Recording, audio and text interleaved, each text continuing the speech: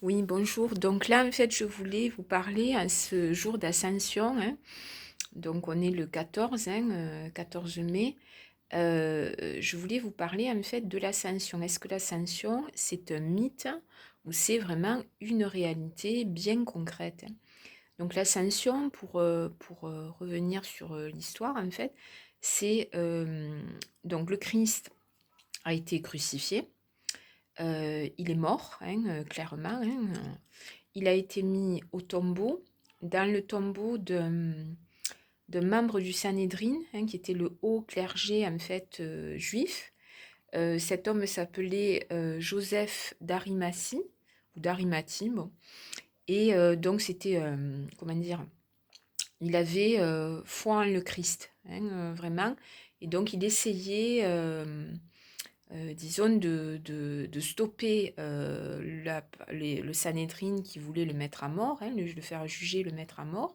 Donc c'était vraiment un homme proche du Christ, mais qui restait quand même au sein de la communauté du Sanhédrin et qui de toutes ses forces a lutté en fait pour que le Christ ne soit pas crucifié en fait, hein. Bon, sauf que le Christ a été crucifié, il est mort. Et Joseph d'Arimathie a proposé donc de mettre le Christ dans son tombeau, en fait, à lui, dans un caveau. Les caveaux étant des grottes, bon. Et donc, le caveau où était placé le Christ, en fait, était, comment dire, gardé par des soldats romains, en fait. Mais l'idée, c'était que personne ne vienne voler, en fait, le corps du Christ. Au bout de 3 jours, donc 3 nuits, je pense, les soldats se sont endormis et au matin, ils ont constaté en fait que la tombe était vide et que le caveau avait été ouvert en fait, hein, donc la pierre qui bloquait le caveau avait été ouverte. Et donc le Christ bon, disparu. Et donc là, on raconte donc que les apôtres vont être mis au courant de la disparition du Christ et vont aller. Alors apparemment, les premiers à voir en fait la mort du Christ sont les disciples, dont Marie-Madeleine en fait, qui découvrent en fait que le tombeau est vide et qui est effondré. Et donc qui croise en fait quelqu'un qui lui dit, bon, ne t'inquiète pas, et elle s'approche, elle reconnaît en fait le Christ, mais qui a changé quand même d'apparence. Elle le reconnaît quand même et elle essaie de le toucher. Et le Christ, apparemment, lui dit ne me touche pas, ou voilà, parce qu'il a été transfiguré en fait, hein, à travers la mort. Donc ça, la transfiguration, je ferai une autre vidéo sur ce que c'est. Et donc, Marie-Madeleine court en fait à perdre haleine et va rencontrer les apôtres qui sont effondrés, hein, qui se disent que en fait l'histoire du Christ, même s'il y a eu beaucoup de miracles, ils ont assisté, le Christ est bel et bien mort. Et Marie-Madeleine explique en fait aux apôtres que le Christ n'est pas mort, elle l'a vu en fait, hein, elle l'a vu, il est ressuscité. Les apôtres ne la croient pas.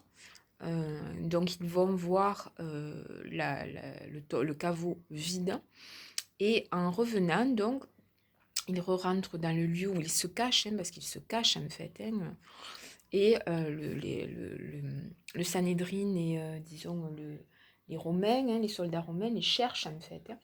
Donc ils se cachent et là effectivement le Christ apparaît. Ils ne le reconnaissent pas immédiatement parce qu'il a été transfiguré.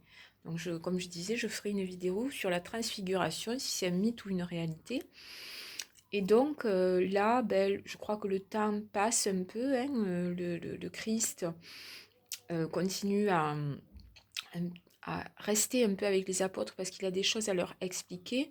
Ce temps-là doit être très court, hein, peut-être quelques jours, ou oui, peut-être quelques heures, mais je pense quelques jours. Et les apôtres vont assister en fait à l'ascension du Christ, littéralement, qui quitte le monde terrestre et qui monte en fait, hein, qui ascensionne dans son corps de gloire et qui rejoint en fait le plan céleste devant les yeux des apôtres. Est-ce que ça, c'est vrai ou est-ce que c'est un délire? Non, en fait, c'est totalement vrai de ce que j'ai pu expérimenter. Alors, moi, je suis loin d'être le Christ, hein, mais j'ai pu voir, en fait, de quoi il était question en ce qui concerne l'ascension. Déjà, bon, le Christ est unique, hein, donc il n'y a pas personne n'égale, en fait. Voilà, il vient directement de l'absolu, hein, donc voilà. Il s'est bel et bien incarné dans un corps de chair, d'accord? Un corps avec du sang, enfin voilà, comme nous, hein.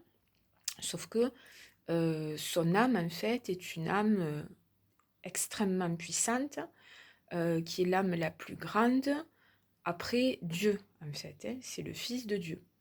Et donc, en ce qui concerne l'ascension, l'âme du Christ, et ça n'est pas que le cas du Christ, hein, l'ascension aussi concerne des prophètes, entre autres le prophète Élie, je crois, qui est parti dans un char de feu, l'ascension de la Vierge Marie. Enfin, il y a des prophètes, en fait, qui ont... Moïse, probablement, a ascensionné lui aussi. Il y en a beaucoup qui ont ascensionné, mais certains ont été vus, hein, dans de très rares cas, mais par exemple, Moïse, personne ne l'a vu ascensionner, en fait. Mais ce qui est certain, c'est que l'ascension, en fait, déjà, ça nécessite une âme très puissante. Donc le Christ, lui, bon, pas de problème, une âme très puissante, ça signifie que c'est le moteur, en fait, qui permet de léviter et d'ascensionner et de marcher sur l'eau. Voilà, mais là, accroche-toi pour avoir une âme aussi costaud. La deuxième chose, en fait, qui fait que le Christ a ascensionné, c'est que son corps, en fait, physique, qui a été transfiguré, c'est-à-dire transformé, hein, il a fallu vraiment qu'il y ait un gros travail de transformation et une traversée de la mort.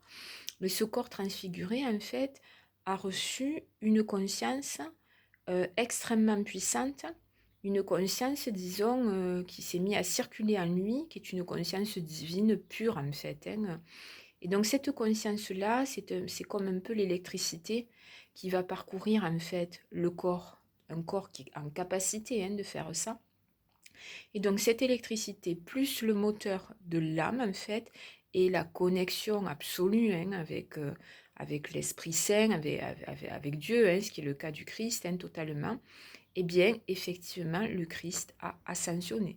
C'est-à-dire un corps transfiguré, certes, mais bel et bien un corps qui quitte le monde terrestre, propulsé par la force de l'âme, la force de la conscience, en fait, et un corps en capacité de supporter, en fait, l'ascension. Parce que pour ascensionner, c'est une montée énergétique, hein, un taux vibratoire très important.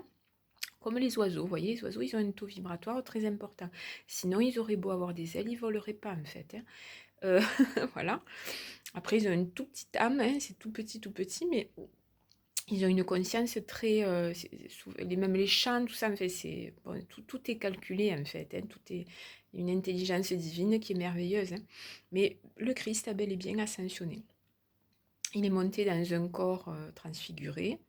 Et disons que la montée en ascension, c'est à la fois une montée vibratoire, une montée en chaleur. Donc ça signifie qu'à partir d'un certain stade, en fait, alors je ne sais pas, hein, mais je pense qu'à partir d'un certain degré d'altitude, c'est-à-dire à partir de la stratosphère peut-être, ça paraît dingue, mais c'est vraiment une réalité. Je ne sais pas ce qu'est devenu, disons, ce corps transfiguré. Est-ce que, parce que le corps, c'est un peu comme... vous savez, la fusée qui largue les amarres à partir d'un certain stade, d'accord, pour monter plus loin. Et bien là, c'est un peu pareil.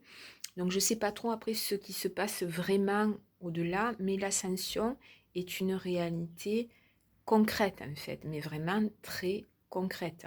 C'est pas un délire psychiatrique, c'est pas du New Age, c'est une réalité. Voilà ce que j'avais à dire en ce jour d'ascension.